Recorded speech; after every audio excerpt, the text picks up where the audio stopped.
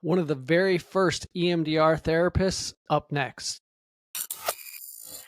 Welcome to the Soft Network Podcast.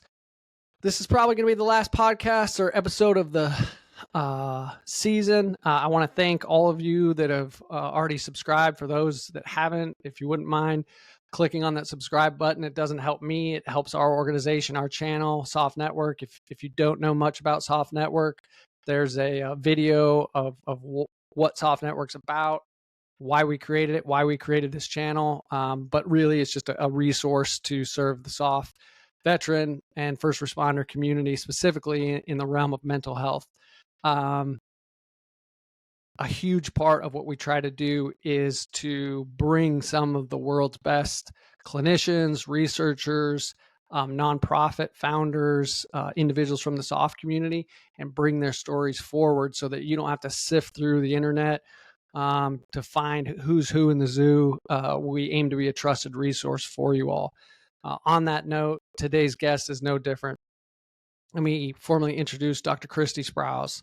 She's a board licensed psychologist in the state of Texas and has been in practice for 35 years. She was personally selected by Francine Shapiro, the founder of EMDR, to become a trainer for the EMDR Humanitarian Assistance Program and to teach others to become trainers. Dr. Sprowls was also awarded the privilege of training independently of EMDR and uses same gold standard training materials Dr. Shapiro developed and used. Dr. Christie is often called to disaster sites and has trained in Indonesia, China, Bangladesh, 7 countries in South and Central America, Turkey, Japan, Cuba, as well as in disaster sites close to home, such as New Orleans with Katrina, Oklahoma City with Oklahoma City bombing, Houston with Hurricane Harvey, Missouri, and most recently, Uvalde. She has worked with UNICEF, the U.S. Army, and various nonprofit agencies and NGOs. Dr. Sprowls has been awarded 2 Humanitarian Assistant Awards for her service abroad. She remains devoted to teaching EMDR to those who have a passion for helping others. Dr. Christie is just full of life, as you're going to see from this interview. She has forgotten more information about EMDR than the vast majority of us will probably ever learn. She's a true expert. She actually was one of the founding members, one of the inaugural board members for Soft Network.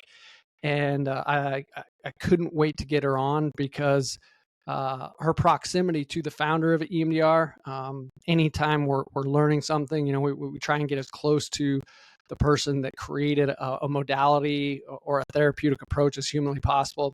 Unfortunately, Dr. Shapiro is no longer with us, but Christie trained with her, was mentored by her for several years, traveled the world with Dr. Shapiro, and just has an amazing story of how EMDR really changed the course of her career and changed her life, and how it's changed so many people's lives through her. And so I can't wait to bring this to you. Hopefully if you're a clinician, you're going to learn a lot. Dr. Christie is still training. I'll put the links down below. But without further ado, Episode 10, Dr. Christie Sprowls.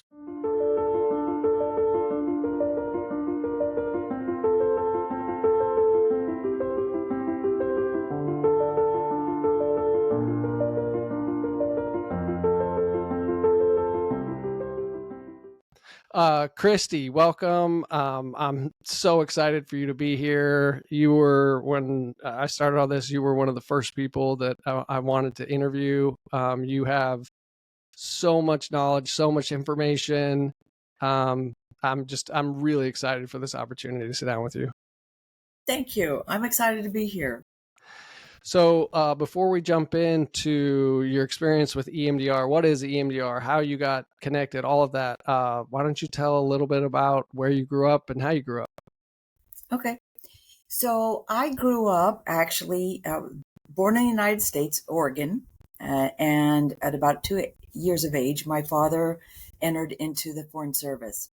And his job in the Foreign Service was called Food for Peace, and he got food to starving nations. So as a consequence, we got to go all over the world. I lived in Africa, Asia, South America, Central America, and points in between. Wow. And what we did, and I say we because he included us a lot, and he'd take me out. I mean, when I was itty bitty, he'd take me out to the field where he was teaching people how to raise cattle so that they could feed themselves. So not only did he get food for starving nations, but he also taught them how to manage once we left. So he'd carry me around, and we'd be walking around in the pastures and all kinds of things. What that did for me, um, and some examples would be cattle in South America and noodle factories in Asia. And so the people really were left in a better place of learning how and managing how to feed themselves. Uh, well, I thought I was born to be of service from going around with him. And I really did. I believed it very young. And I thought I was going to do the same thing. I thought I was going to go into the foreign service and help people get food who needed it. It was meaningful to me, but I got diverted. I do want to just say we had a wild and wonderful childhood. We lived close to the Indian Oceans at times, and they would just let us run free. At that time, imagine, okay, I was thinking about this morning, but it was 58 years ago that I that's a little bit of time that I lived in Africa. It was a different place. But everywhere we went, so was the whole wide world, right? But everywhere we went, the parents liked to live where people were and live around the culture and embrace it. And so we did. Indian Ocean, we went swimming all the time, all kinds of things like that. We had animals, we had anteaters, and we had monkeys. We had 17 varieties of monkeys at one point. Holy cow. I know. And one of them, I'll just tell this because you ask, how did I grow up? Well, when one of the monkeys got loose one day, and this didn't happen, it happened kind of regularly. My sister was the monkey person. The monkey got loose, and we were having breakfast for school and starts running around the whole, at that time we were living in a high rise.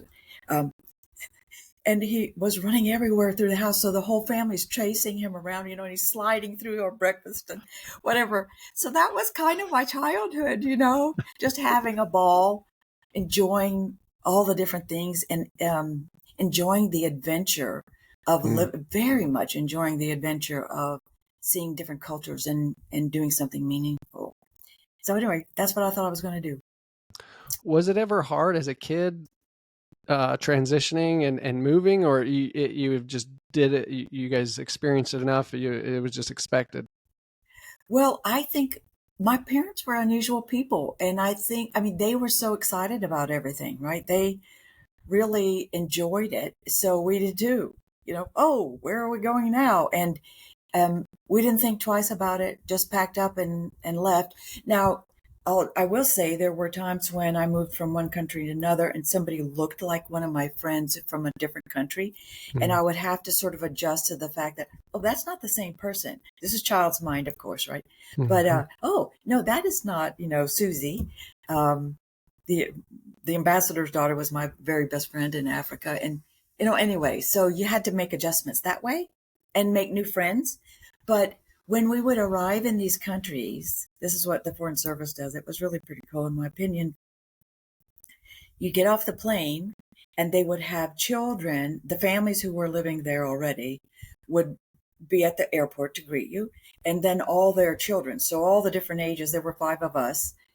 So all of the different ages were represented there for immediate sort of a welcome and an introduction. Pretty cool. So absolutely, kind of had fast friends, Yeah. Where'd you fall in the birth order? I'm curious. I'm the baby. Oh, yeah. Okay. Makes sense. Baby here too. Yeah. Oh, you are? Okay, yeah. Good. And I married a baby. So okay. I married the middle child, so. Oh, yeah. Good. Well, it seems like you, I've known you for a couple years now, but it seems like that makes a lot of sense when you talk about your parents and the energy and the excitement, because that's something that's a way I would describe you as well. Sitting under you, getting trained, and just you come with energy, and it's like a fun, creative, very much your childhood exploratory, like, hey, let's just see what we find out. And, there's an enthusiasm there that is unique. So that's cool to see. Thank you. Absolutely. So you were the baby, so obviously, you had lots of playmates, and then you're Yes. traveling around the world. What was your favorite place that you guys were at? I have to say Africa. It was a paradise at the time. We've been back. We've gone back to every place we lived and sometimes had reunions for the schools where we were and stuff. And I've been so fortunate with EMDR that I got to go also back and do trainings everywhere I lived, Wow. pretty much. But I have to say that, which was my dream. Um, I have to say that Africa, although now I can't say that's true, but my childhood Africa was just amazing. Literally, we lived on a peninsula and the Indian Ocean was all around us with sisal trees and monkeys, going through, not our monkeys, other live animals. And we went on safaris and things like that. We were the only person on the safari. We were in our own car driving along looking at, giraffes and little baby elephants and things, so it was really amazing. The Indian Ocean is the cleanest, most beautiful ocean. I think it's my favorite ocean in the whole wide world. So I got to play out there. And the tides would go out every day and there would be tide pools. So you were totally entertained there, going looking at all the things and spending Yes. time outdoors. I loved it. Yeah. Oh, you got me excited to go. I'm a water baby. We were Yeah, out on the boat this last weekend, and similarly, we were on the way the wind was. There's a state park not far offshore, but the wind was really strong, and so it just so happened that there was a sandbar north of there. But the tide was down, there was tide pools, the kids were playing with the little fish, and then there was crabs and all sorts of stuff, and then the tide comes back in and the water's super clear, and yeah, it's it's you wonderful. could tell me stories about the Indian Ocean all day. Well, that's how I feel. And it's funny, maybe there's something about babies and being water babies because water is my thing. I want lakes, ocean, Yeah. wherever I can find it. I mean, I would basically swim in a puddle, I don't know why. I guess it's because growing up that way. But so are you a sailor or motorboater? Motorboat. Interestingly, my grandfather sailed the South Pacific in World War II in what was the smallest commissioned ships. They were only 110 feet long. They were called sub chasers. There was about 10 guys on board, and so he literally went all the way across the Pacific in a 110-foot boat and then back.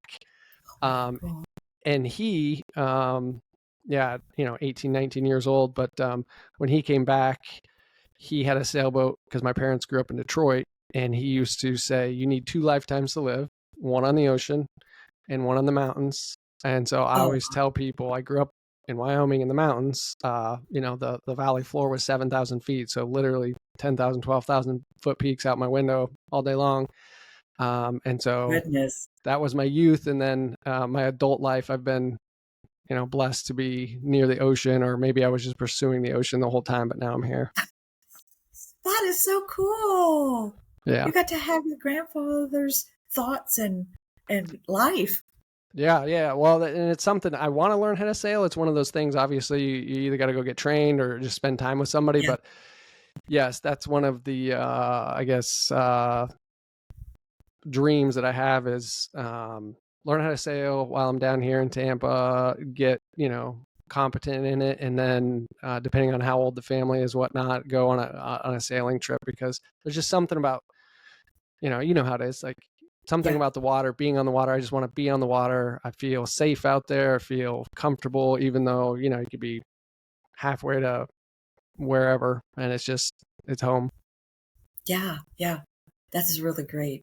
My sister's a sailor and they've done that, sailed all over the place. And we used to take ships too, as means of travel often. So being on the water for 7 to 10 days or something like that, it's just like transformational. It's like you're really alive. Yeah. Something about it. So you guys are traveling all over. How did the transformation, and what was the transformation back to the States, and how did you get interested in psychology? Take me through all that. Okay. Well, we came back to the United States frequently because my father would, go back to the Pentagon and everything and get new orders. So we came back to the United States quite regularly. And at some point he decided that, and he would actually even sometimes leave and go by himself, maybe because it was a country that was a little bit rougher than others. And but not when I was about, I think 17 was my last post. And we were in, not Lagos, we were in Vientiane. The Pathet Lao came and took over, and everybody was evacuated. So that was the last hurrah for us. Now, as I say, I came back and forth to the United States, but that's how we came back. And I don't know. I think because you get uprooted so frequently, you can make friends pretty easily. And so I did. I just adjusted and we moved to Houston, of all places. And so I've been here in Texas for longer than I've ever been anywhere. And I like Texas.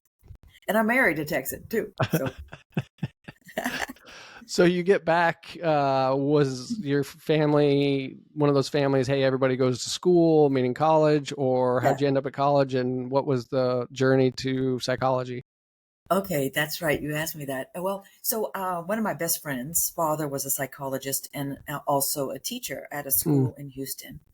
And he just looked at me. He didn't say this to his daughter. We talk about this still. We're still friends. We've been friends for over 50 years. Wow. But he looked at me and he said, "Oh, you should be a psychologist because you just have the makings for it." And I was like, oh, "Okay," And he got me into college. I didn't even have to apply, but and also got me into UT. And so I did. And she did too. She did a lot of classes in psychology. And then I left psychology and I didn't really know what to do because you get a degree in psychology. It's fabulous, but it is, or at least if you like psychology, it's fabulous. Nothing much to do with it. So long story short, I know this is crazy, but I was running on a trail. It was 10 years after I graduated. And I felt like I got a message that said, no, go to be a therapist. Go be a therapist. And I was like, well, interesting thought. What's that? But okay. And I went back and I got my master's and then I got my doctorate. And as I say, I just feel like I have been so blessed. Yeah. It's been a trip. What was the master's in? Because I know a lot of programs now you can come straight out of undergrad and then go into a track to be a PsyD or a PhD in psychology. So I'm curious what the master's was. I wish that's how mine was. I was in school for such a long time. Mind you, in fits and starts, but let's see. I was in the program was Master of Arts. And then, even though it was psychology. And then I went into a master's program for 2 years. And then you add on, whatever. And then several years later, I decided I had always wanted to be a doctor. My family, there were doctors. My grandfather was an MD. And so I didn't go back. I hate to say it, but my father was like, "Oh no, honey, women aren't doctors, And so, I got to just say that don't hate him because he was, I think, trying to protect me, but also that was the generation at the time. Anyway, I said, oh, heck, I can't be an MD now because I'm old, but I certainly can become a psychologist, right? And so I did. It was my kind of like, I'm the first Dr. Sprowls in the Sprowls history, female. That's awesome. So I accomplished it. So that's what I did. And then on to EMDR. I don't know if that it sort of was part of one of your questions, right? Yeah. So what was the link between there and EMDR? It's just kind of interesting to me, of course. But so I got a job at a hospital, and I was running pretty much the psych hospital here in Austin. And I'm bilingual because I grew up with so much in, and I can speak a little of this and that, but bilingual in Spanish and English. So I got a job. I was a rare thing at the time again. And I had this person come talk to my staff about EMDR at the hospital. and I was listening, and I thought fabulous. Then very interesting. Then my father passed, and I took it very hard. Hmm. And so I thought, well, I'm going to go get some EMDR. That sounded pretty good. And it was very, very, for me, very good, and helped me a lot to manage the grief and get back into life. And so I had all this interest. Then from there, I had one of my friends became one of my business partners, a late friend. She's passed, but and we decided we were going to go up to Harvard and listen to Francine Shapiro speak, and also Bessel van der Kolk speak, and we did. And we had, we were just like in hog's heaven. It was fun running around. But what happened was we asked Shapiro to go have lunch with us, and she did, because this was early on, right? I mean, Like, in the is this yeah, like 89, 90? Where are we at? 90, like Okay. 90, Okay. not 91, maybe. I don't. I'm bad with numbers. I don't remember exact times, but I was trained in 92 to be an EMDR. Well, you have stages that you go through with EMDR, but in her, took her to lunch. We also got to go have dinner and meet all of Bessel's, with Bessel van der Kolk and her and everything. It was just really like, again, I'm like, look, stars in my eyes. Yeah, they're rock stars. Oh my gosh, And she asked me at lunch, she said, Christie, so what's your deal? And what do you want to do with EMDR? And it was then really that, I mean, I had a goal. Everybody told me I couldn't achieve it. This is what I really like. Just tell me I can't do something. That's all the impetus I need to be able to do it. But everybody told me, I said, I want to go all over the world and teach, and everybody was going like, yeah, good luck with that. Psychologists don't travel and teach and all whatever. And I told her, I want to teach all over the world. I'd like to teach EMDR. And at that time, it wasn't all over the world. Hmm. She looked at me and she said, well, that's really interesting. And I told her about my dad. She says, that's really interesting. Would you like to be a trainer for me? I'm starting up a humanitarian assistance program, and we're going to go international. And I was like, I didn't have to think twice. I was like, are you kidding me? That's my dream. I would love to. Hmm. And I did. And Chris, now, as you know, EMDR is everywhere. It's all over the world. And we did the same thing my father did, which was a lot of times it's disastrous where I was, that was sort of my thing. But you go, you help, you train the people who are in the field there. You go out into the countryside, wherever. I've been on dirt floors. I've been in, tsunamis, not in the tsunami, but shortly thereafter, stuff like that, where it's disasters. And people are living on the ocean where the tide comes in. You might have heard some of those stories when I was training. But, here you are. I got to go. We teach the people there too. We pick out people who are interested in becoming trainers. I train them to become trainers, and then they have it in their country. Just what my dad did. So that's cool. What's happened. Yeah. So for those that don't know about EMDR, give them a rough introduction, as detailed, I guess, as you want. But what is EMDR? How did Francine develop it? And kind of fill in some of those blanks. Okay. All right. So Shapiro, this is the back, a little bit of the backstory, but she had a degree. It's like, a doctorate in English literature. She got breast cancer. So she became interested in trying to heal, right? What can I do to help myself through this? And she then came up with this idea of EMDR. She had worked with and built it into her doctorate in psychology. And so she did the research on mostly vets, and then also like trauma victims, rape mostly, and created EMDR from that. She had been walking in, this is how it came to her, and this is pretty common knowledge, but she'd been walking in the park while she was having her breast cancer treatment, and she was anxious, and she noticed herself, actually, her eye movement was going this way. and she noticed she was less anxious.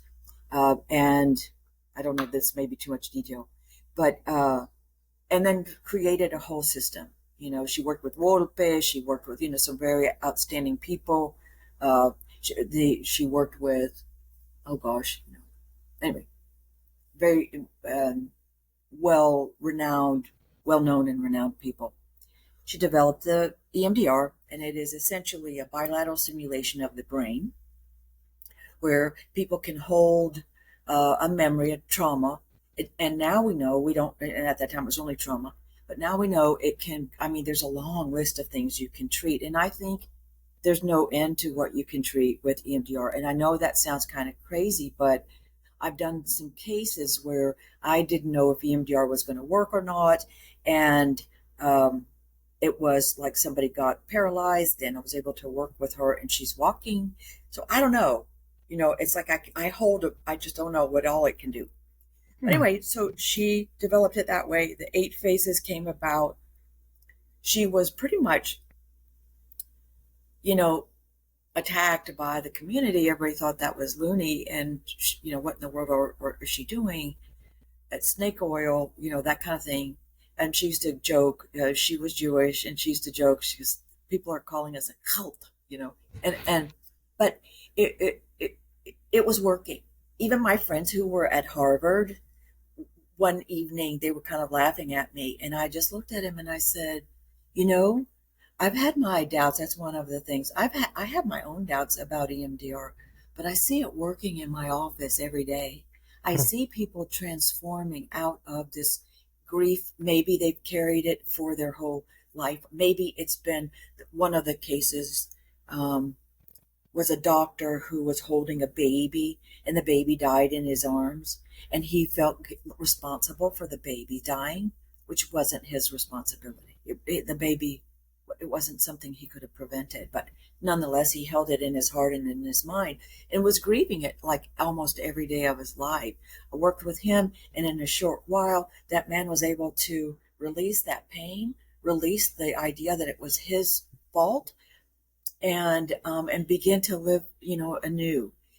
When you see that happening on a day-to-day basis in some far-flung, places like Hurricane Andrew and the Oklahoma City bombing, and when you see people healing, you begin to believe that it's working, and that's what I told them. And I went upstairs and I cried because it's hard to be attacked. Absolutely. So, part of our goal in this channel is we want to bring in experts like yourself and individuals that teach and educate, and just across the spectrum, obviously in the soft community, but veterans, first responders as well. And so, we're hoping that, or I know also that we're going to have wives and spouses of individuals watching this. And so for people that, let's go a little bit deeper. So EMDR, what's it stand for? So Shapiro, was walking on this path. She had this distressing thought. Her eyes are moving back and forth. So bilateral stimulation, meaning both sides of her body are being activated. What's kind of the theory underneath it? And maybe we'll just start there. Okay. Well, the theory is, and it's still a theory, believe it or not. There are several things that we believe that are happening, but primarily what we're trying to do is sometimes memories, sometimes horrors get stuck in the brain, right? And in the amygdala, and our bodies and our minds respond to it as if it's happening now. You've seen that where people hear a backfire and they hit the dirt. It's because of their brain trying to protect them. And I'm just going to speak in layman's terms. So what we do with EMDR is we allow them with the bilateral stimulation. The theory is that by doing bilateral stimulation, the brain says to itself, wait a minute, I'm thinking about this horror while this person is doing this. And as I'm thinking about that horror, my mind is also going to the fact that I'm actually sitting here and I'm safe. And so it can rewire the part that's automated to protect us automatically, just like that, right? It's no thinking involved. it can go then to the frontal lobe and ease the pain, ease the response, the traumatic response, the jumping, the whatever it might be for that individual. It changes also the way they believe about themselves. A cognition, which is a negative belief, can be changed from I'm unlovable, or I'm in danger, or I'm going to die, or whatever it might be, to I can live well, or I am loved, or, so it's just a beautiful thing, or I am capable. I don't know if I just already said that one, but so the idea is that it's reprogramming the brain and changing the memory network so that we're not responding in that way. It doesn't make us forget that it happened. What it is it just allows us not to have the horror and the pain and the grief that is unbearable. We are able to move through that into a place where you can live, and as you would like to. What do you want to be thinking, feeling, and behaving? And how do you want to be in the world? And what is your gift to the world? So you can accomplish those kinds of things. So for families, I'll say this story. I hope it's not offensive to anyone, but I was at Fort Hood. So I did trainings up at Fort Hood a lot. And I was at Fort Hood, and I was, you have to get permission to enter into the area. And I was in there. No, actually, I was teaching. That's this particular case happened. And there was a vet who had come back. Actually, he was active duty and had just become a veteran. He was not going to go back. But he was home, still at Fort Hood. He busted through the wall. He had a gun aimed at his wife in the next room. And that was going on right when I was there. And it was, it disrupted my group because they were all the people on the post that were the ones that were helping, therapists, psychiatrists, whatever. That's the kind of thing that happens to spouses and to families and to the individual. He was having a flashback, right? So what we can do is help them not to have flashbacks, help the pain, the resentment, the loneliness of the spouse left behind to take care of all the babies and do all the things that they have to do. So it's like a healing for the entire family, in my opinion. And I've seen it again. I've had the privilege, gives me goosebumps whenever I think about this, but I've had the privilege to watch and to listen and to be a part of watching people change. And I want to tell one more story about a guy I was working with, also a veteran, and he was actually special ops. So he did all kinds of things. And he had also a trauma background. So that makes it more in-depth, more complex, more difficult for them. And to work with them, if you're a therapist, you have to be well-trained. And so where am I going? After about 1 year, I just adore everybody I've ever worked with. But after 1 year, he stood up. He's 6'4", and I'm not. And he stood up in the room and he looked down at me and he goes, "Dr. Christie!" I'm like, "What?" And he says, "Never thought I could get over this." And I'm just, I'm just looking up at him, and I said, I'm so happy. Looking up, I'm happy. Let's think about that. Not started back to doing EMDR, but that's the kind of thing, the joy. I mean, I'll never forget that moment. And him. Absolutely, that's awesome. One of the things, when I was going through training that I think was a huge aha for me is the idea that the body wants to heal itself. Can you talk a little bit about that? Yeah, it's crazy. So what we believe in EMDR, and that is that just like our bodies, heal from a little cut or having a splinter or something like that, that if you don't get that splinter out, you touch it and it hurts and it still is painful and maybe puffy and has who knows what. With EMDR, we believe that the same mechanism that our bodies have to heal, right? You cut yourself, you heal. You don't have to sit there and go heal, heal, heal. You don't have to attend to it, right? It's automatic. Same thing with our brains and our psychology and our well-being. And we believe that we have that mechanism within ourselves to heal ourselves by ourselves, unless it gets stuck. And that's why, what we think about our job is to unstick what's stuck here that is no longer useful, allow the body to get back on track to where it can heal itself. We know this too, that even post EMDR, like stopping, say you do a particular trauma and you stop and you say goodbye and thank you very much, and well, if you need me, you can call me later in your life. And it continues to evolve and change such that people get better and better and better about those beliefs about themselves and being able to heal themselves through thinking, through feeling, through recognizing things. And they'll go back to therapy if they need to. But that's not uncommon too. You do a body of work, it's hard. And so they get tired and they're like, see ya, gotta go, and then 5 years later they come back if they need it.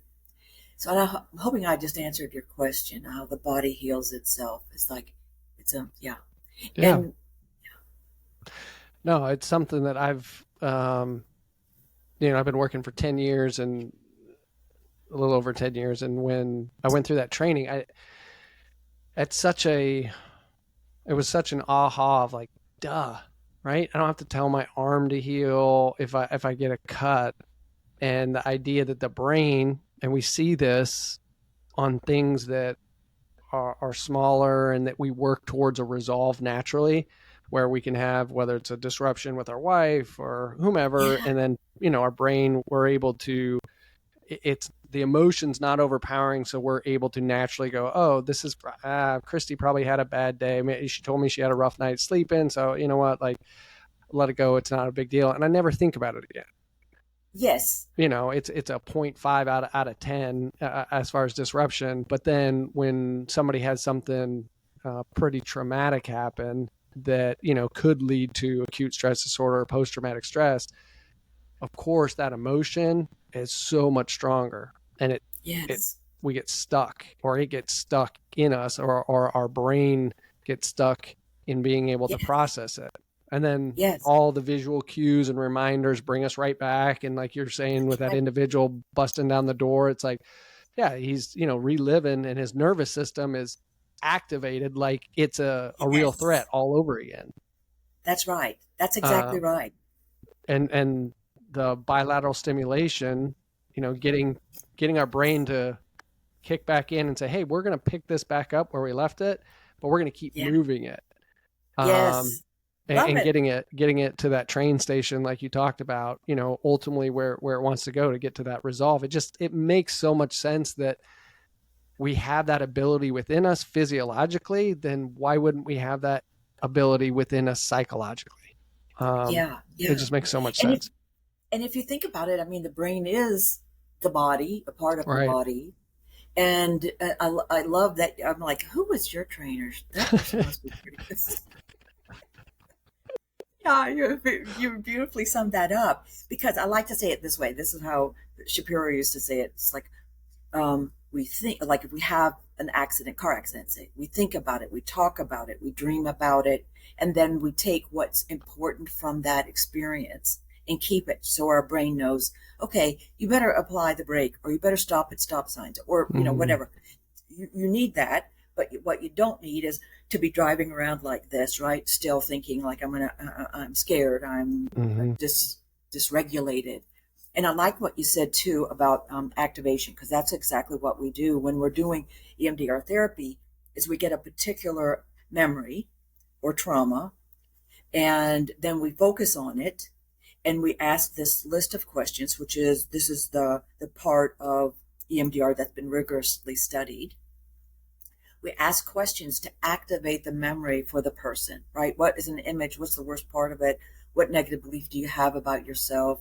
Where do you feel that in your body? What emotions are coming up? So we go through this whole list of questions to activate the brain, and then the bilateral stimulation helps to move the brain along to that hopeful destination of I survived, and I'm a different person from it, and I can live. I can not dream about this, not have flashbacks anymore, move beyond.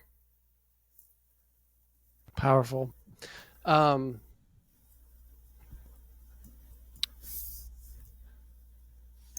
going to go back to where we kind of left off. We kind of dove down or burrowed down a little bit. So Okay. you get trained by Shapiro. Was it, did she take you all the way through the certification process? What was that initial training like with her? Yeah, take me through that, because obviously to us she's a rock star, and Oh so man, me too. you got to hang out with her. Let's hear a little bit. I did. She was something else. I almost makes me teary a little bit because I feel like this was a gift to humanity. Not necessarily her being, although she was the one who made it happen. You know what I mean? This is larger than we are, in my opinion. Hmm. But okay, so she intimidated the heck out of me, man. It was hard. She trained us in her living room. We were in different places. I remember we were up in California, and we had just done a training, or she had, because in the beginning she was the only one who trained. And then we went off for the weekend, and so there were several of us. We went off for the weekend, and uh, we talked about EMDR and talked about EMDR. And then another time, we're in her home when she actually, sort of guided us through how did she want us to be teaching it. We'd have dinner. We'd spend the weekend with her and in her home and in various places across the world, because we'd follow her. That was what was so exciting too. They fly you wherever you need to go, and then you meet and you have, just a handful of us who were doing the humanitarian work. It was very exciting. But she didn't let go of us for like 4 years. So it wasn't like you just get trained how to do EMDR. I'd already been trained how to do EMDR, but she wanted us to train as a trainer. And she wanted to be sure she was giving us this big responsibility. And she wanted to be sure we would do it and do it well, and had our heart in the right place too. That woman I see her. And you know what's so strange is I saw a video of her that I'd never seen before. And she was talking about EMDR. I must have picked it up along the way and not really known when it got laid down in my memory network. But she was such a humanitarian, and she wanted people to, in the world, not to be suffering. And it's beautiful. It's a beautiful interview that she was talking about. I don't even remember where I saw it, but I'd never seen it before. Anyway, so that was her goal. And she was going to train her babies very well.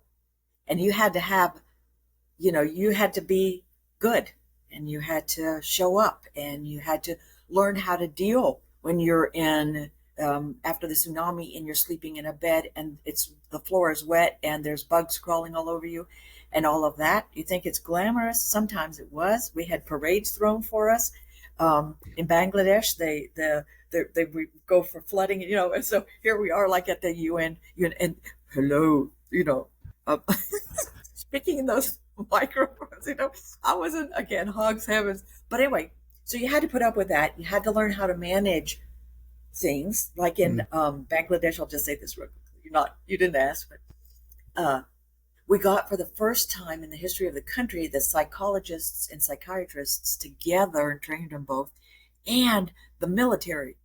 So we were there and we were working with all those people. So it's just kind of cool. Not only were we teaching, but then now, of course, they were doing their own stuff. And the military, I was working with him in particular. And it's just such an education, and such a, you could just see I'm smiling. I'm full of joy about it. All the healing, and it all sprung for her. So it wasn't some people that say to me, well, Christie, I was trained by Francine Shapiro too. And I go, oh yeah, that's great. That's great. You were lucky. Did do you mean you went to her house and were trained and lived with her kind of for 4 years? Is that, did you do that too? And then because they're really mean to me. They're like, I got trained by her too, and I'm like, well, it was a little different. It was a little different. Anyway. Yeah. Therapists have their egos as well. So well, for sure. Don't we all? We all do. Yeah. What was the first natural disaster or man-made disaster that you were a part of? And was it still in those early years where she was with you guys, or take me through that one? Well, she had, by the time Oklahoma City bombing and Hurricane Andrew happened, she was starting to sort of get people in line to do, sort of do things, train or whatever. And so there was, those were the two first. So I don't even remember the dates. It's terrible. I want to say Oklahoma City was 93 and Andrew was 94. Okay. I believe. Somebody will. Wait, that's really good. You remember? I don't. I couldn't believe 9/11 was 24 years ago. I was like, what in the world? It seems like it. And Katrina, it was 24 years ago, right? I don't know. Katrina. And I was like, okay, I went 24. To Katrina. I went to, 20, all of these. 19. 19. Which one? 19? Yeah. Katrina was 05. So yeah, we're at 19 years. Okay. No. I'm thinking we're 2024. It's 2025. Yeah. 20 years ago. Yeah. And I'm thinking, oh my gosh, it doesn't seem like 20 years. I took my husband, and it was, anyway, there's a tale to tell about every single place, but yeah. What was Oklahoma City like? It was, we go only where we're invited. And then we go post, because we learned lots of times, and even at Katrina, you're there to teach, and their phones are going off, and there's flooding, and there's all the stuff that happens. So we started going later. In Oklahoma City, it was, that was probably one of the least disturbing to me. It was horrible, but it was the least disturbing. It seemed like people, because it was in one place, people were going back to work, and there seemed to have some normalcy. Like the disaster was centralized to just that block. Exactly. It wasn't like the whole city. Yeah. So I was pleased to be there, happy to help, do what we could, but it wasn't one of the ones that impacted me the most. And I guess I'm glad that I got sort of in around that time to start doing the trainings, and I was gently introduced. So obviously Oklahoma City was tremendous. There's actually a recent Netflix that came out that was pretty interesting on that. And then Andrew, I believe, was in 94, major, I think it was category 4 hurricane that hit basically Miami, just north of Miami. Yes. And then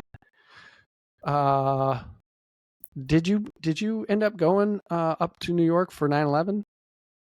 I did not. I was, believe it or not, I was finishing up my doctorate, so I decided not to go. I decided several times where it was, I just couldn't go.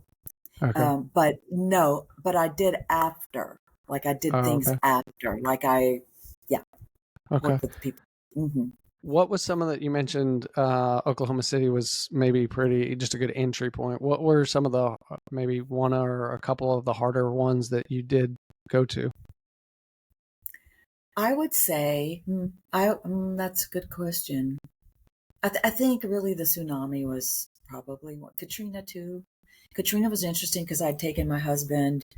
Actually, he had a conference down in New Orleans, and we were walking around, and somebody threw a busker threw like one of those, whatever they are called, I don't know, but they throw them up in the air and everything. He threw it straight at my, the Mardi Gras beads. Oh, not the beads. Oh. It's like, they look like bowling balls, and they kind of throw them up in the air. They're kind of big and white.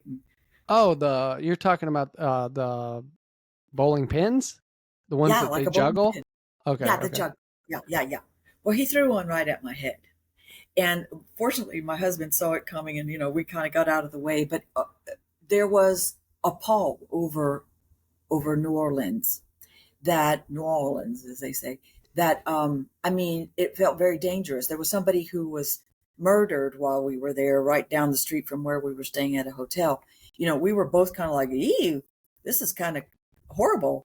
And so when Katrina happened, and I don't even know if I'm going to talk about all of this, but we went back. It was peace and it was quiet. And this was post the hurricane. There were not very many people left because everybody had left.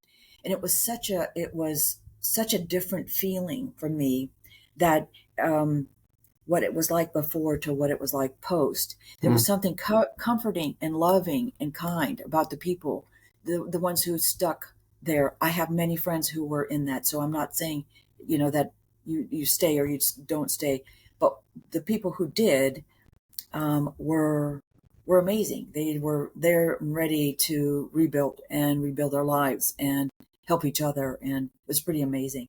And the tsunami, what was most horrific was just the fact that I was getting bugs all over me every single night I was there, and there was mold, and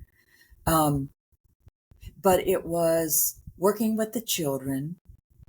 It was going on site where the ship had moved in through the tsunami, had carried it 5 miles inland.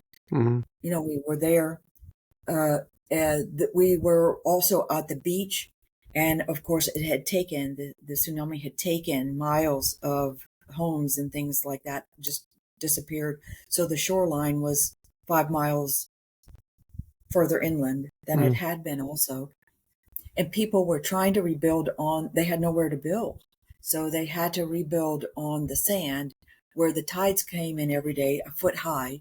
So every single day they'd be living with water up to their knees, and then it would go out, and then but that was their home, and that's the conditions where they had to, the certain way they had to live. You could feel it, and it was just really, and there's stories of some of them just running up, to the high, and I don't know how they survived, but I went to Banda Aceh, which was the worst part of the whole tsunami, was worst hit there. And just the stories. But the beautiful thing, Chris, about it is that, and this is on the website, the humanitarian assistance website, or it was, I don't know if it's still there, but working with the children, I have a picture of that where they drew pictures of during the tsunami, post tsunami, a little longer away from the tsunami, and at the end where it was being rebuilt. It was being rebuilt, and the sheds were, they were rebuilding. But this was a child's view, and had bodies floating in the water in the first picture. So you see, it just is very moving. And yeah, and they were not any longer, when we went, the people who we were training were afraid every time it rained or any kind of thing. They were really like cats on a hot tin roof. So where the children didn't want to swim in the ocean anymore. But when we left, they were running into the ocean. There's a picture of them running into the ocean and playing when they had not been able to do that. So you can see stories to tell. Yeah.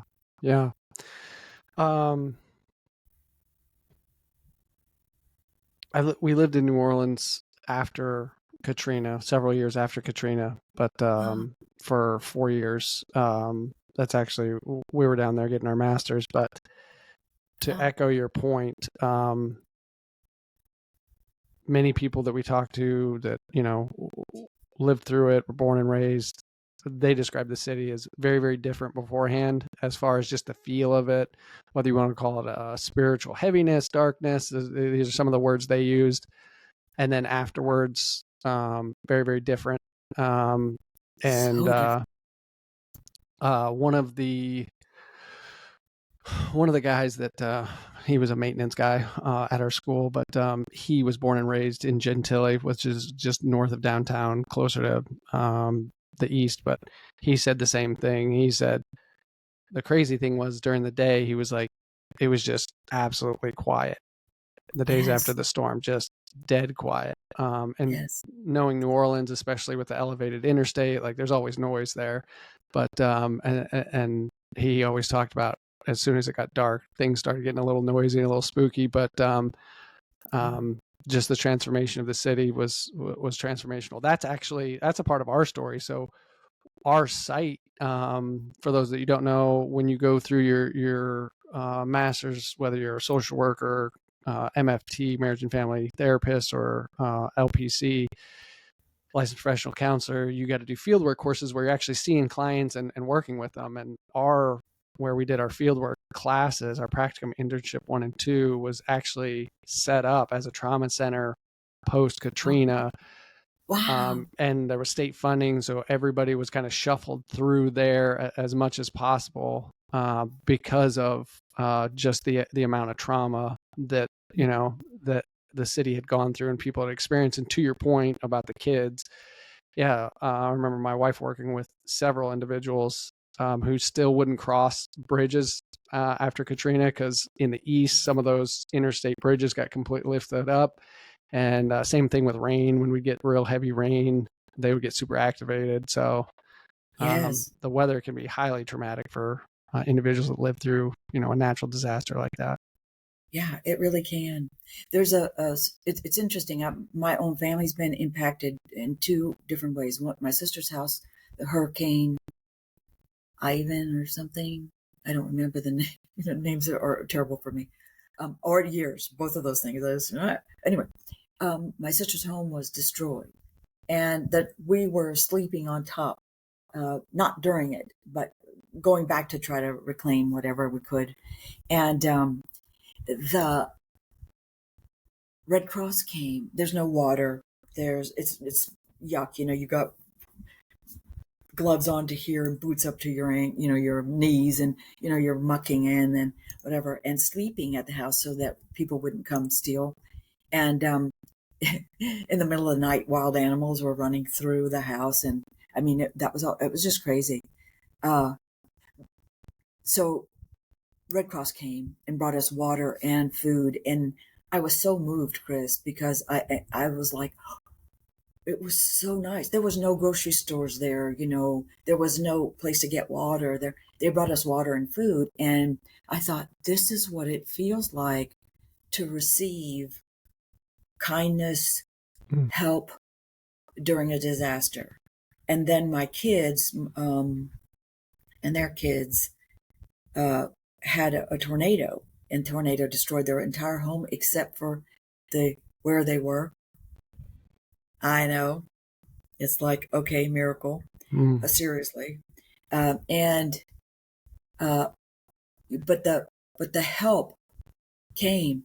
We had over 100 people filled in there, started going to work at trying to reclaim things, to do things. So there's a beautiful spirit that happens. It's in a horrible time.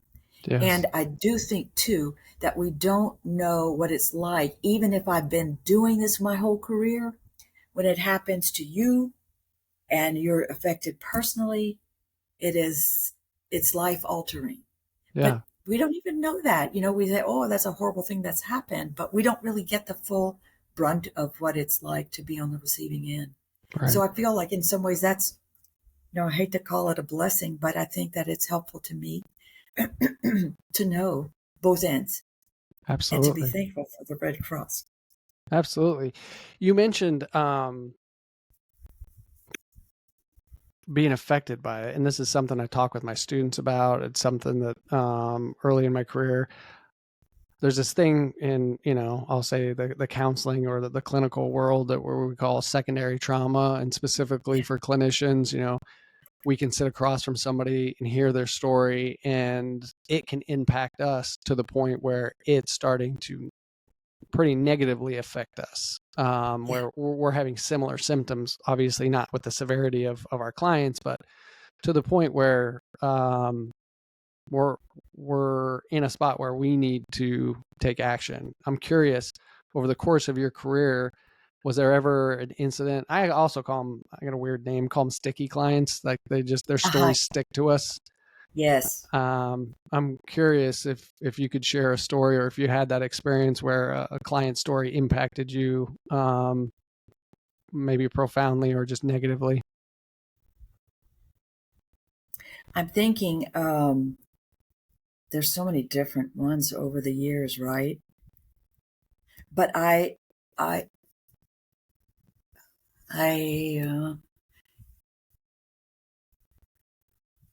think it's so hard because I've had so many difficult cases that it's like, okay, which one would I call on? I think, honestly,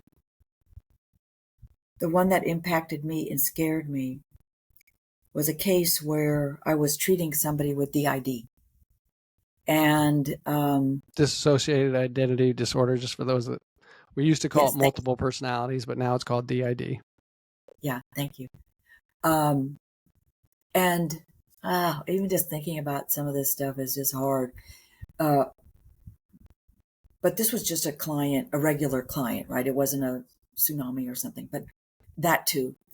But this one, as a baby, was given hallucinogens and then given to people, electrocuted, and then I probably shouldn't even talk about all of this just because it's so horrific. I'll spare you from other things that were done to this individual. And then on top of it, they would come in and they said, I've got to move because, my parents have killed some of my last therapists. I was like, oh, dear. Oh, boy. Oh, my gosh. And I had nightmares, and I had, I felt things. I got to just say, I felt things. And so it was really scary, and it did linger. And there's so many of those stories, and that was just one of the very worst. So again, I probably shouldn't pick that one to talk. It's okay. That's okay. So I think part of just to throw that in there, a huge part of who this channel is devoted towards, it's some of the worst of the worst, specifically in the SOF and the veteran and the first responder community, and they live it, and then they go home. But also, I think it's helpful for them to know at times, like, their stories can even impact us. I think there's in the right vein, there's an opportunity where they may be so desensitized to it that when they share it and they see it affects us, that there's an opportunity there to realize, like, oh, like this is pretty rough. But there's also, and I'm getting into counselor education mode, there's also the vein of, like, not responding to our client stories because they think we can't handle it. But yes, that's a beautiful thing too. And it's interesting you talk about that, because one of the things, from a counseling point of view, is I really do deeply care about people who I'm working with. I develop it's a very real relationship. And I know all of us know that who are therapists. It's like you are there with them. And what was beautiful sometimes about the travel was each other. We would work on each other. Okay, so that was a horrible sight and horrible thing. And I mean, in Bangladesh, again, so you guys would do EMDR on each other? Yeah, that's the whole point. Exactly. Awesome. Yeah, and I still get EMDR. We just recently had some, flooding here.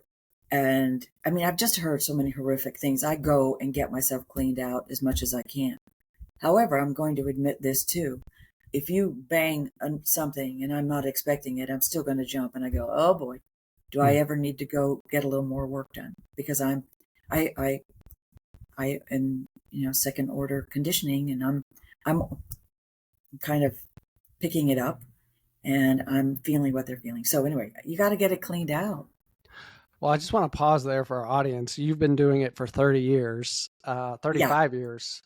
And that's a challenge to me and encouragement to me. I have my wife, and we both kind of play mini therapist on each other throughout the years. But yeah, for any young clinicians or old clinicians that are watching this and watch this, like, we have our own stuff, and we can't, especially in this nature of what we do, you hear it from one of the best, you got to clean that stuff out. You do. I was sitting one day on the couch with my husband, and my mind went to one of my cases from the past. And I thought, is this going to be, like, I'm looking at retirement. I don't know when that's going to happen, hoping soon. But I don't ever tell him what I'm seeing, or anybody else, But I was sitting there, and one of memories came back of somebody who I had treated, and it was really sad and painful to me. And I thought, is this what's going to happen when I'm sitting on my couch, minding my own business, looking out the window at the beautiful trees, and all of a sudden, boom, no, I can't have that. I need to go. I may stay in EMDR. I don't know. We'll see. But I wouldn't change anything, Chris. I wouldn't change a thing. It's been a privilege for me.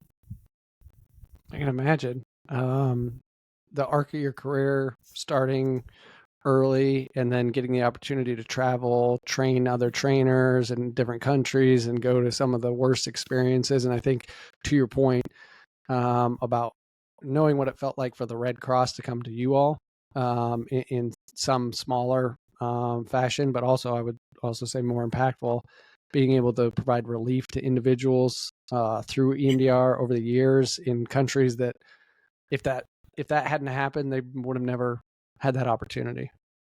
Yeah, that's really true.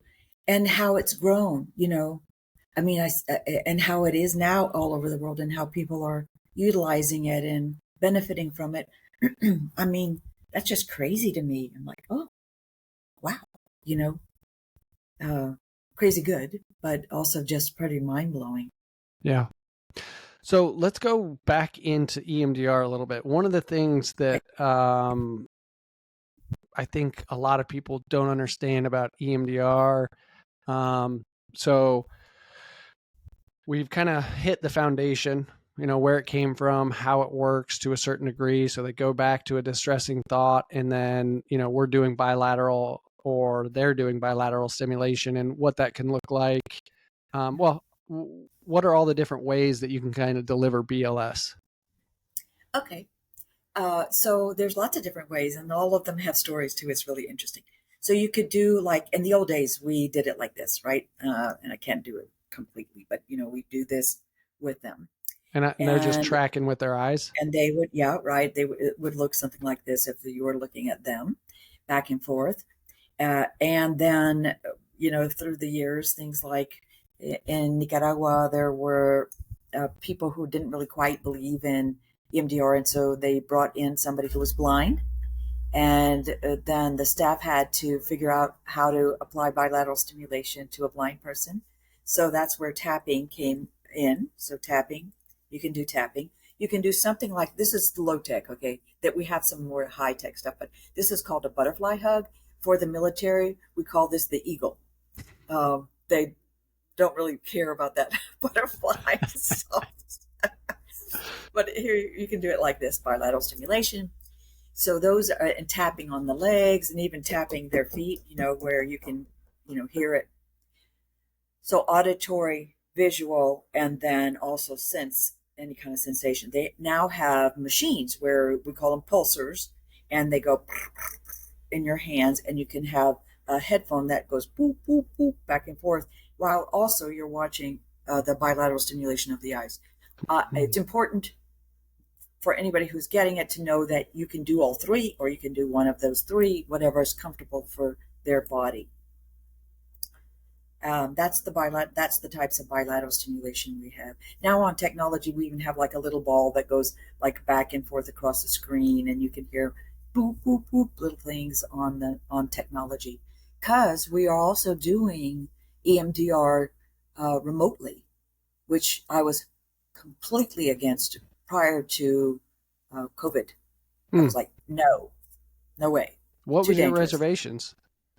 I was afraid, like, because I've worked with some really intense cases who were also very dissociative.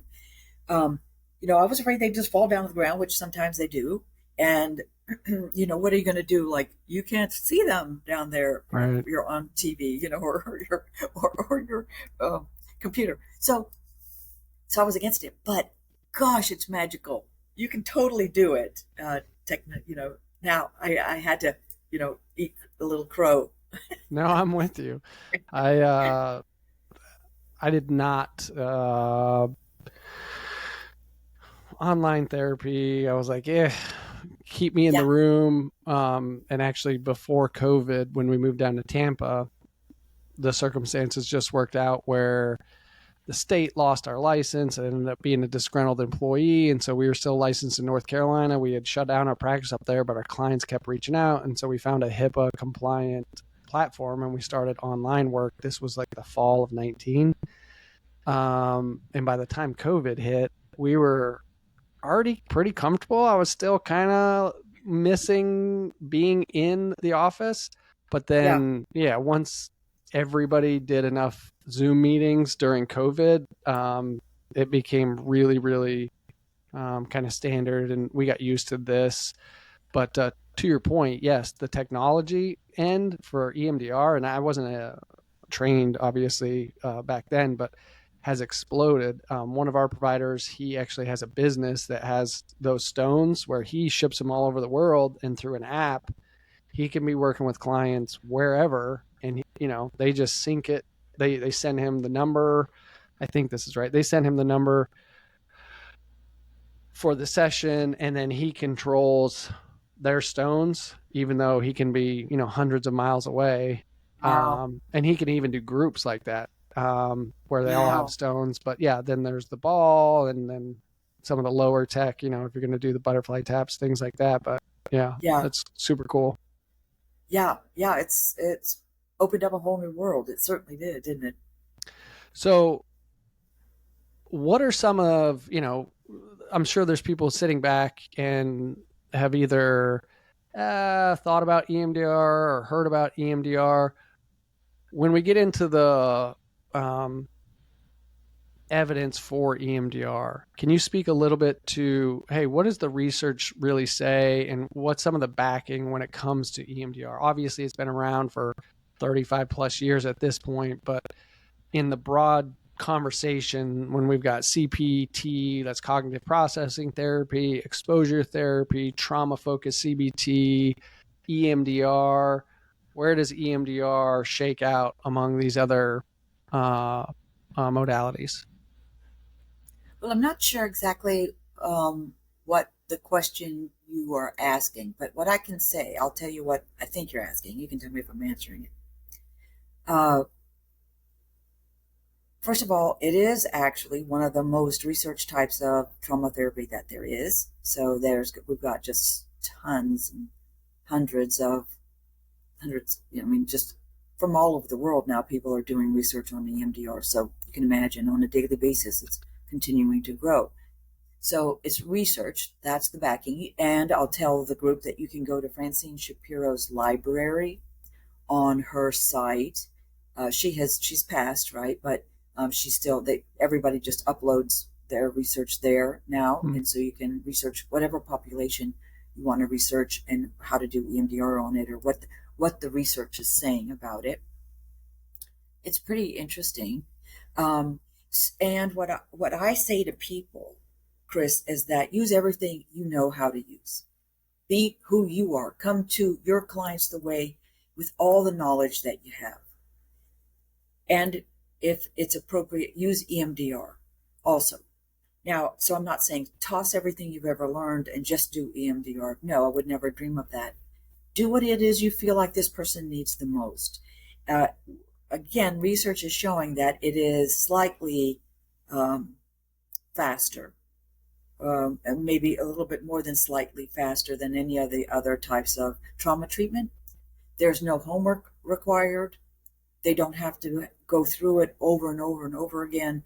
So people are tending to like EMDR for that reason. And it is effective. And so are the others. It's just about timing and what people's preferences are. When you say go over and over and over it again, what do you mean by that?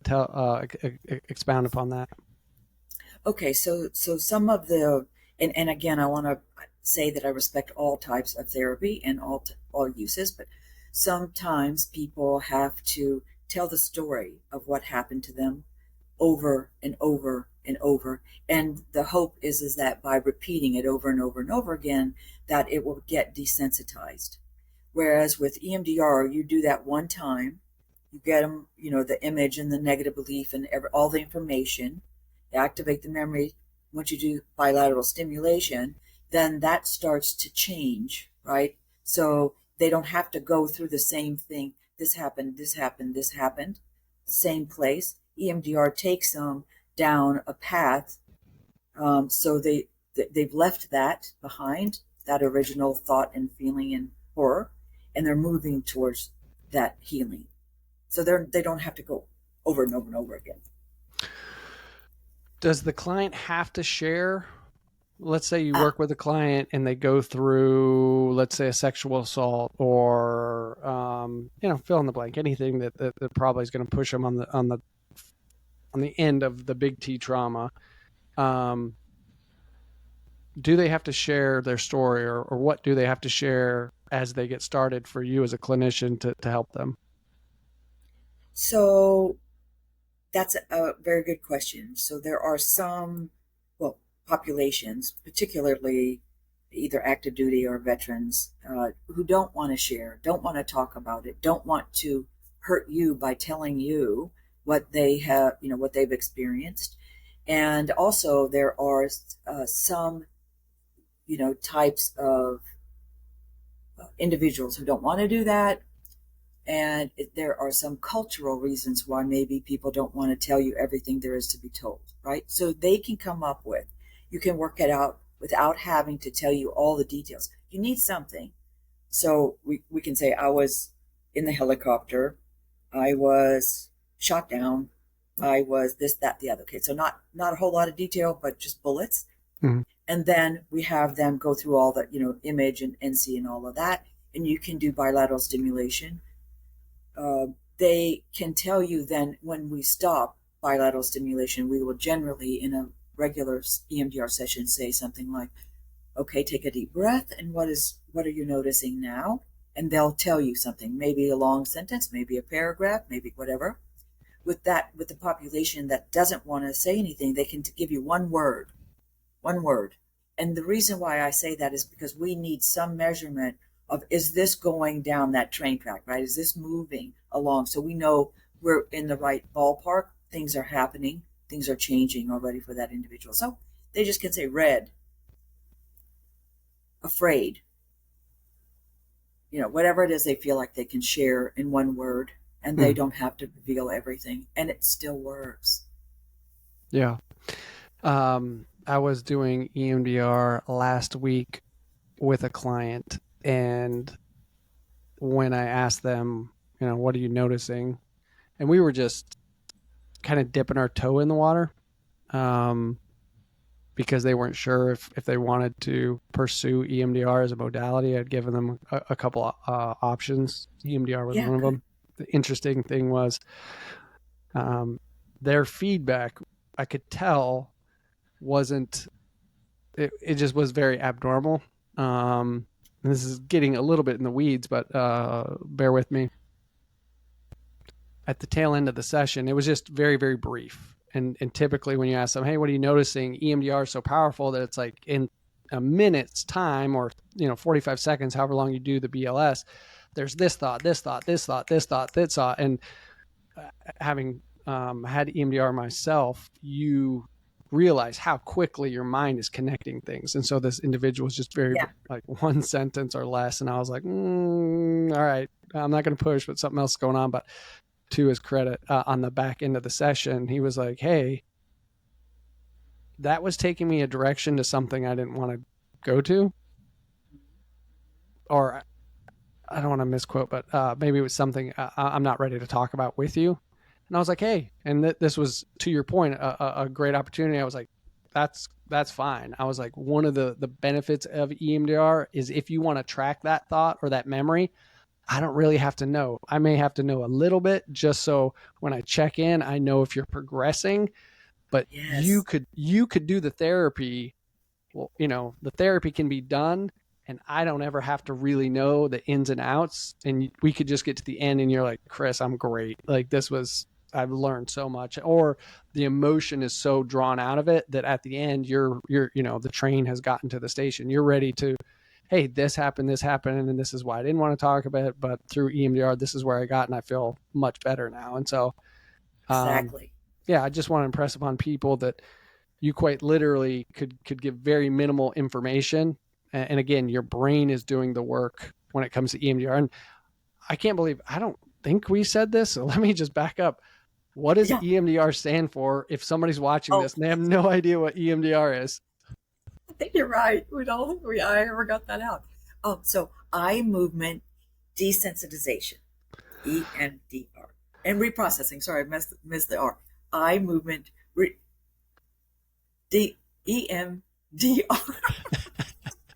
It's 35 years. Eye movement desensitization and reprocessing. Yes. I say it so rarely anymore, the whole thing. So it's No, okay. well, so many people know about it, and obviously training people come and they know, but yeah. So this eye movement piece, and so you talked about it in the training, the desensitization. I can't speak. I can never say this word correctly. The desensitization. I'm butchering it. You know what I'm saying. Desensitization. They know what I'm Yes, saying. I do. I do. Can you speak a little bit to how there's the opportunity sometimes to just do the desensitization early? Again, can't say that word. I don't know why. And why that's a benefit, and how that can help somebody. Okay. Okay. So yes, actually, that started EMD. We call it. It is a truncated version of EMDR that allows very little access to the whole memory network. And we keep it um, tight and short so that we can desensitize something. And I call it getting something off their nervous system. We started doing this with the military. Hmm. And especially if they were active duty and coming off the field, a lot of people needed it right away, needed something to help manage what they had seen and were involved in. It is basically, again, doing desensitization. She worked on this with Warpe. And yeah, you take a piece of the memory and you take it down a notch. Would you like me to tell a story about EMD and how Yes, it works? please. Okay. So it's sad. Should I tell it? Yeah. Okay. Okay. I'm sorry. This is what I do. So it's like, most of these stories are for clinicians. But so I was at in a military training. A woman was in the military, and after the first day, there was a picnic that was happening for families and for the whoever was there, veterans or active duty. And while they were at the picnic, it was in the evening. They were at a lake. She noticed a child running around, and she looked over and she just said to herself, "Oh well, certainly somebody's watching the child," and went back to the conversation she was in. Shortly thereafter, an alarm went off, and everybody was asked to search for the child. They couldn't find her. They were looking, and she found the child, and the child had drowned in the lake. Hmm. She came in the next day to the training, and it was a mess. I could tell she was crying, she was shaking, she was, and I just pulled her aside and I asked her what's going on, and offered her, like, look, you don't have to stay, go home. She goes, no, I have to finish this. I have to finish this. And I said, well, would you like for me to do something just to take something off your nervous system? Okay. And she said, well, yes, I would. And so, because you can use EMD in a nanosecond, right? You can literally use it right after an event happens. It's not full on EMDR. You're not plumbing the depths of their history. You are just taking a top off of what's going on so that they can function. And so we worked on her. It was an 11 level of disturbance, which is 0 to 10. 0 is no disturbance, 10 most high. It was an 11. And we started working on it. And in 20 minutes, she went from an 11 down to a 2 level of disturbance. She was then able to sit through the training for the rest of the weekend and complete it. So that's, I mean, it's, again, this stuff is pretty powerful. Those are my experiences. I'm not going to tell you every single time you do any of these things. Are you going to have those same kind of results? You know, you don't know if you're going to work with somebody for maybe several years because there's a misnomer. There's a misunderstanding, better word, that EMDR is fast, right? Yes, it is. It is fast, but we're not in a race, and everybody's brain is different, and everybody's brain is going to process differently. So we did that, but later she was going to need more work to get it completely through her system, full on EMDR. But that EMD, you can use it to get their feet wet, like you're talking about. You know, you kind of just start practicing with something like that, and it does have a really good result. Then they feel more comfortable doing the harder work. Mm-hmm. So it's a nice entry way, and very good for recent events. Sorry, I got sucked into that story, and I was thinking about a few other things, and your point. No. Your point about the speed of it, I think is really important, because I think that's one thing that is common among therapists is, you know, and this is therapists talking amongst themselves, is so much faster.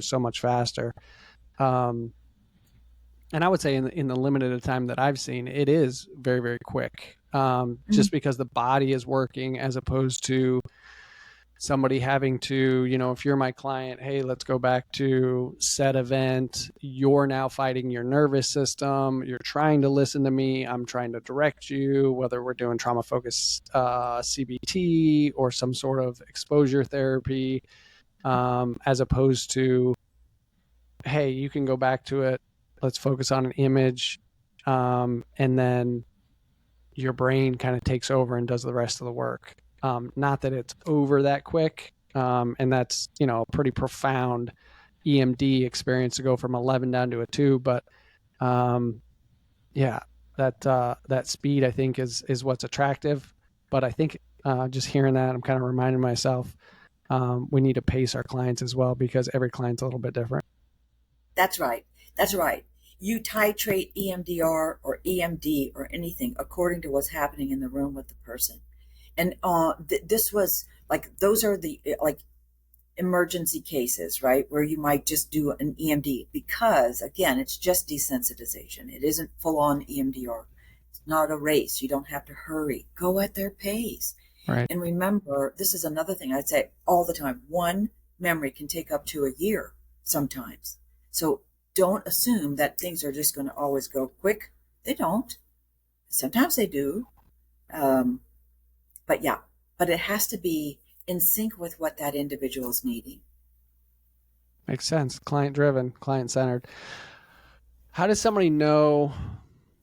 Well, take us through, what are the different levels of EMDR? So we can be trained, and then take somebody through. So, because my ultimate question is, I want you to walk through that process, but then I want to talk about finding an EMDR therapist and questions to ask. But help us to understand their levels of training.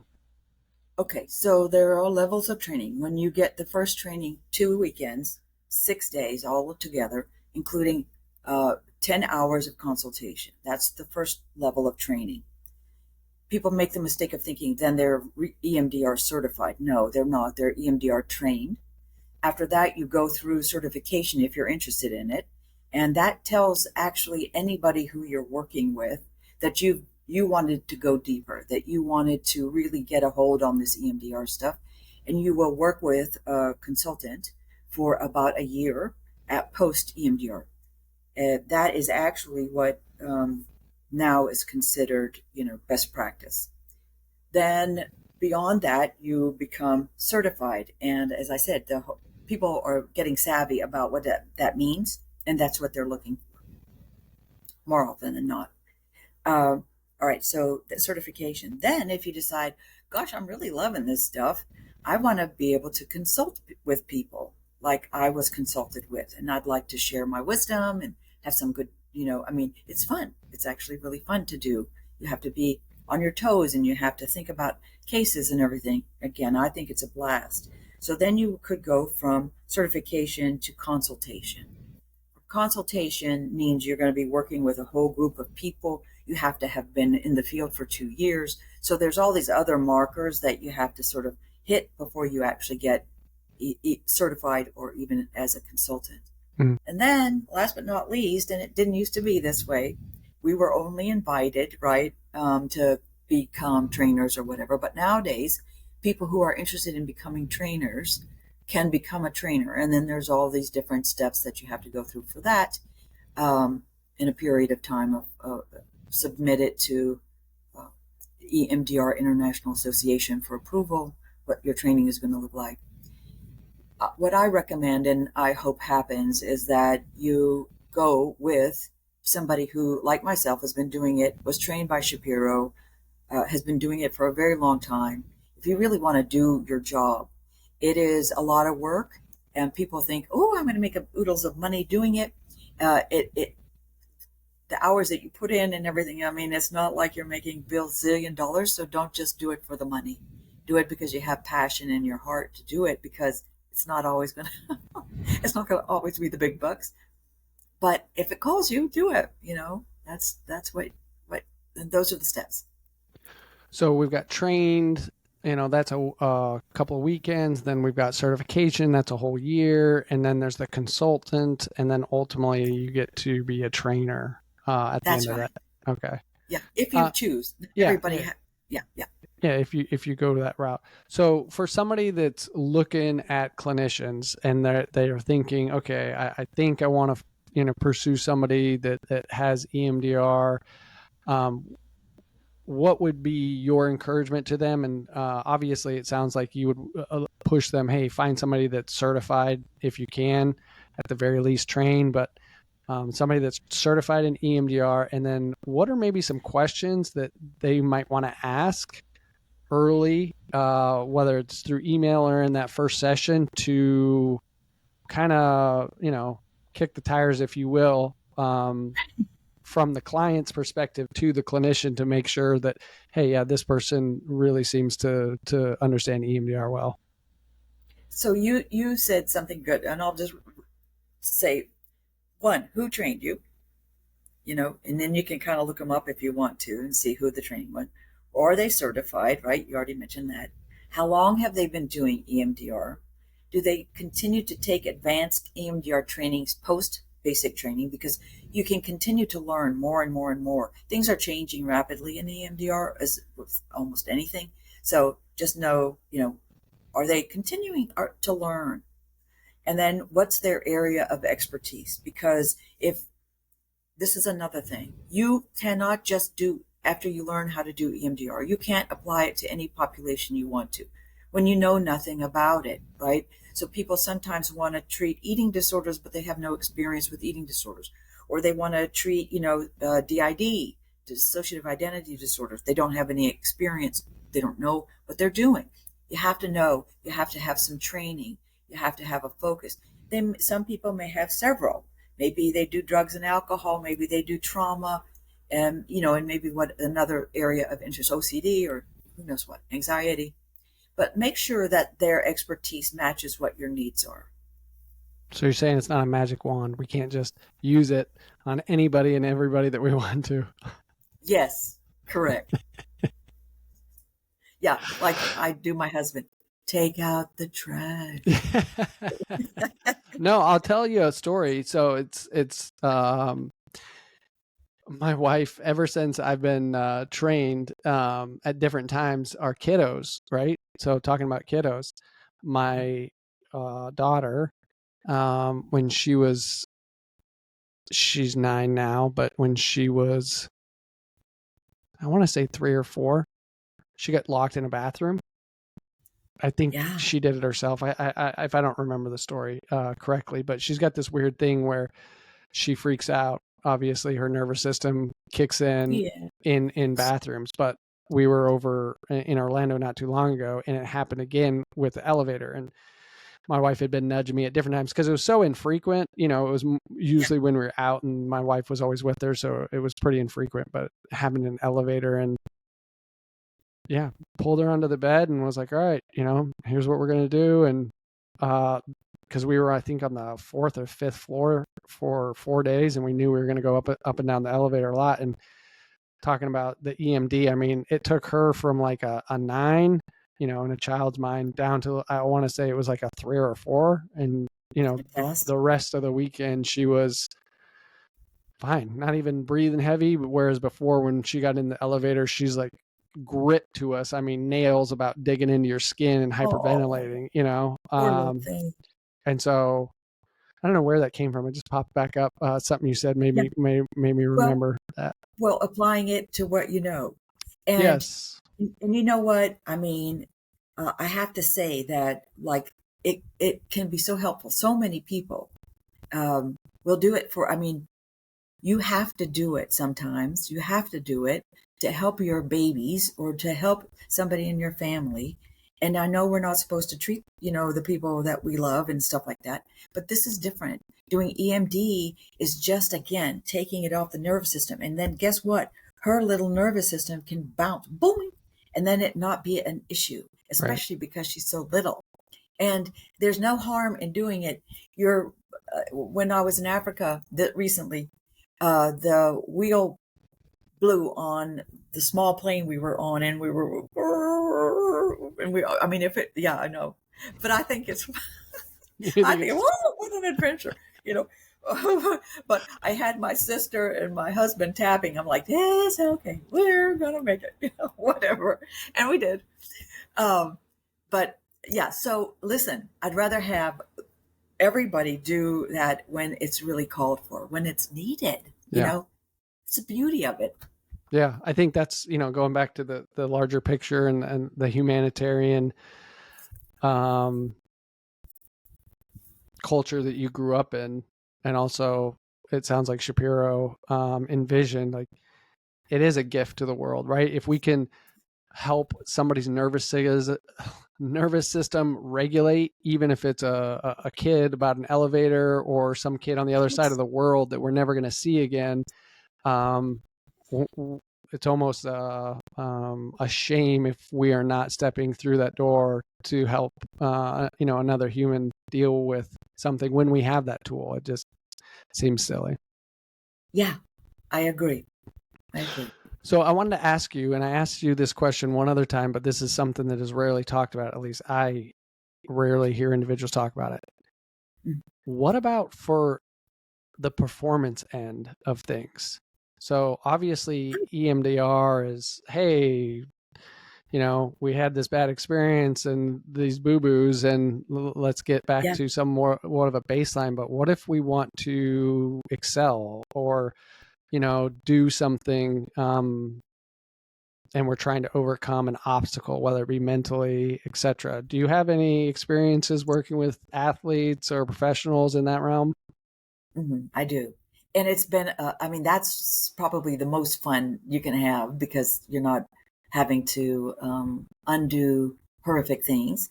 But so I've worked on students who have fears of passing tests or difficulties in finals, or, maybe things like passing, exams to become whatever it is they want to become. Politicians, golfers, Olympians, CEOs, singers, musicians, swimmers, bike riders, and more. So wow. I've worked a lot,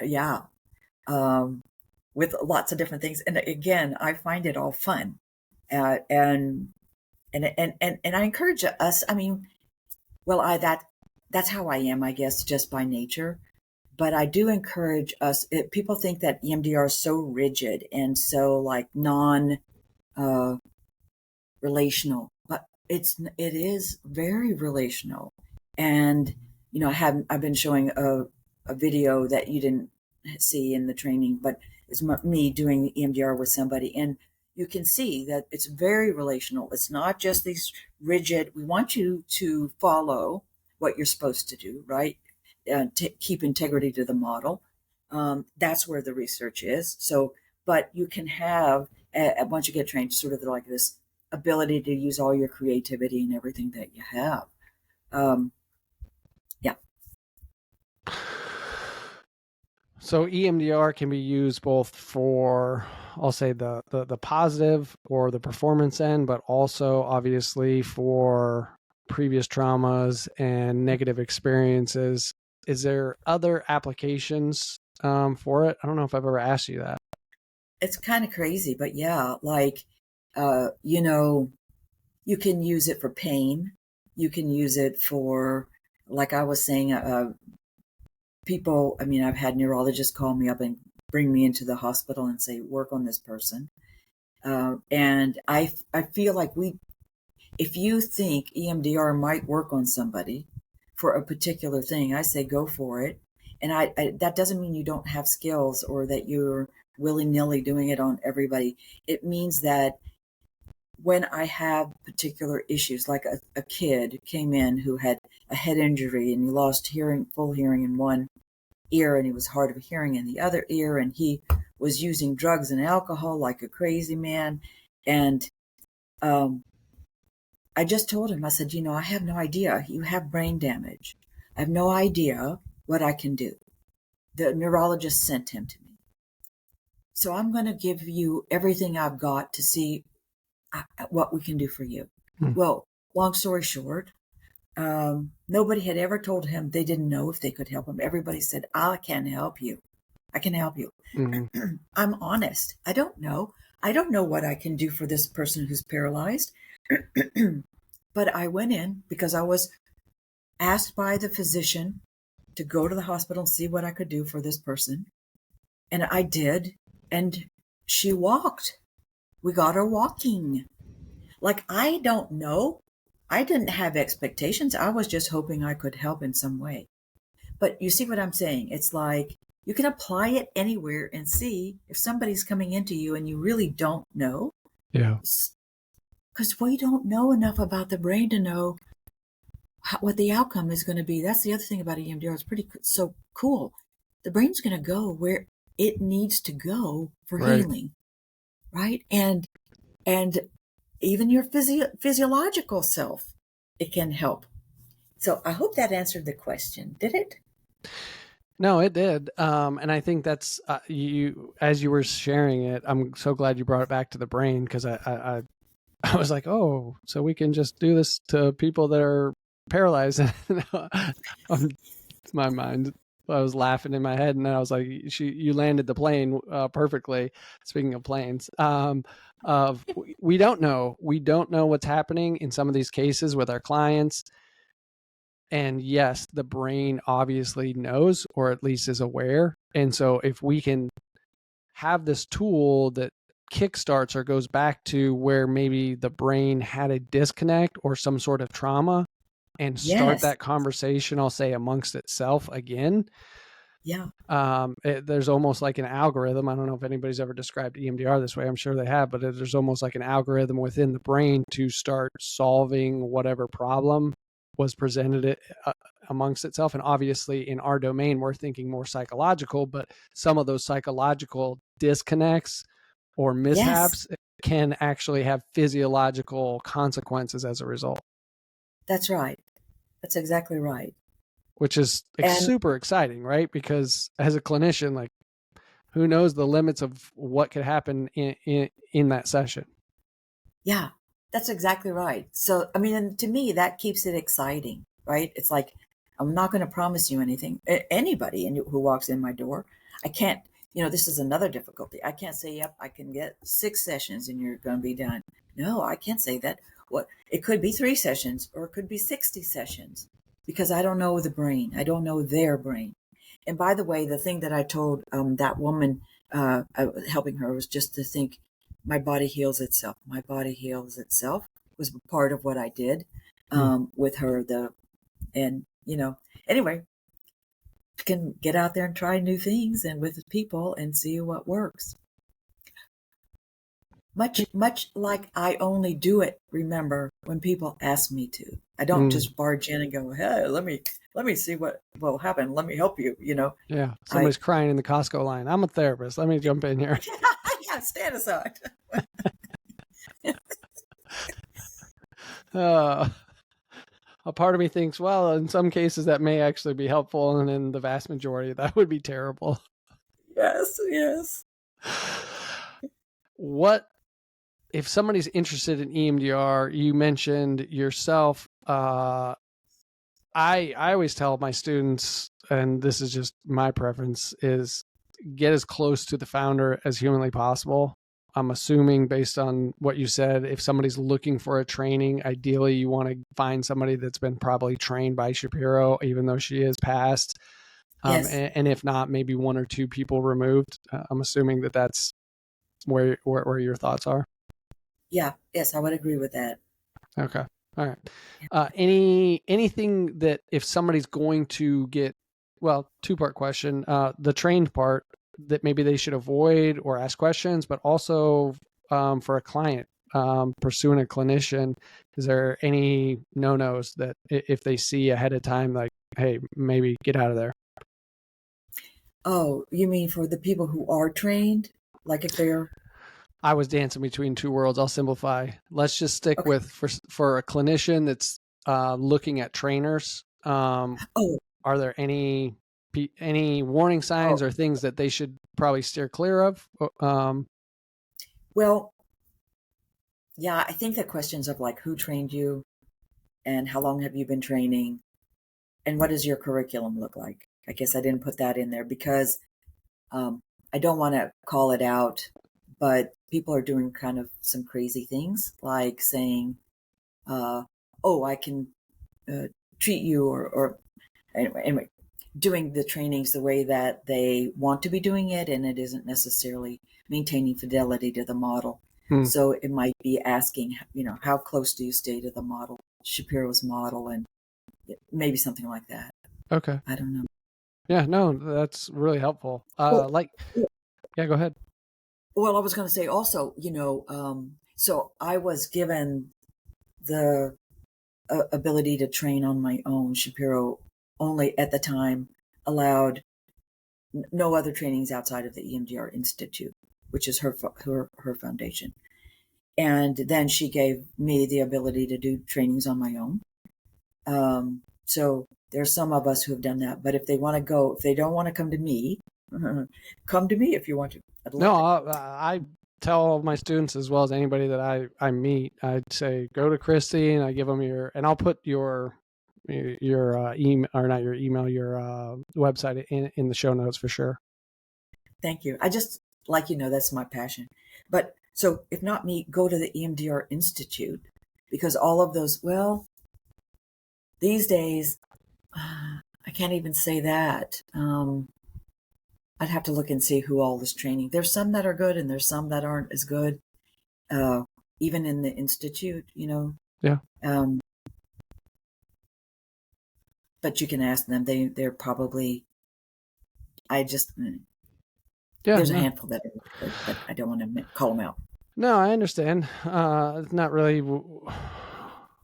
the time or the place, but I think it's we get a lot of young clinicians and clinicians that watch this, and I think it's important, and I think some of them understand this, some of them maybe just haven't experienced this.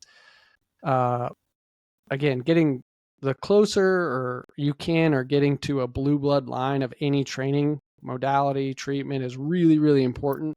One, because as you mentioned, that's what the research is built upon, and this is just a whole sidebar, but a lot of clinicians are eclectic, and to a certain degree that's fine, but coming out of school, I really hammer on my students like, hey, the evidence says this works, whether it's CBT, whether it's EFT, whatever. And so you need to really become an expert in that. And then if you want to be creative, to your point, beyond that, that's fine. And similar with EMDR or anything else, make sure that you're doing evidence-based practices or approaches first and foremost. And then if you want to get eclectic, and I think just again, sidebar, students hear that and young clinicians hear that, and they're like, well, I can mix and match, before I kind of really understand basic math and I'm going to make algebra. And it's like, no. you need to understand basic math, and then you can get creative with the algebra or whatever, if I can use that analogy. Right, right. I use the example of music and learning music. You have to learn the notes before you can play, the jazz. Yeah. Really important. Other things that a client, if they're pursuing, I think we hit on, hey, they need to find somebody that's certified, but is there any other feedback or information that you pass along to individuals if they're looking for a clinician when it comes to EMDR? Yeah, they can contact EMDRIA, EMDRIA, Okay. it's EMDR International Association. They have a list of people who are trained and who are certified on their website, so you can look up by city. You can go there and look up whoever you might want to look up, and see what you think about them. Awesome. Yeah, I'll put that in the show notes as well. Okay. Anything else? I know we're getting close on time. I know you probably got to go, but I really appreciate the time and the conversation, Christie. It's been a blast, but I don't want to cut you off. If there was any story or anything that you wanted to share before we wrap up. Well, this is the only thing that I have to say is that I don't think you would be, if you do take the training, I don't think you'll be disappointed. And remember my desire for you, if anybody's going to take the training, is to keep training post the basic training so that you can really know what you're doing and feel comfortable doing it. We know that people who don't continue train any kind of consultation after, they are more likely not to use it because they're scared, right? So then it's been 6 months and they haven't used it, and so they never use it. So please get the support. It will be beneficial to you. Yes. And get the certification. I'm in the process of picking who I'm going to be certified with, and I couldn't echo that enough. And look, I can't thank you enough, Christie, for taking the time to sit down. You've been doing this for 35 years. You've quite literally been doing EMDR since almost the foundation of it, which is pretty incredible. Because so many of some of our theories and modalities go back so far that we're just not able to be that close to the founder. And EMDR is, relatively new, even though it's post 35 years old, which is incredible. But for you to have built an entire career, but also to have that childhood and then have that dream, and for EMDR to deliver that opportunity to, quite literally do what your dad did, but in a different form and travel around the world, that's incredible. Yeah, I feel so fortunate. I really do. And I do feel like I was called to this. So, but just so fortunate. It's crazy. I've loved every minute. Well, I appreciate your time. I'll put I'll put all your contact information in the show notes. Thank you so much, Christie. You're so welcome. It's been a pleasure to be with you, Chris. Thanks for watching. Please like, comment, and subscribe wherever you're watching or listening, and please share this content with your networks.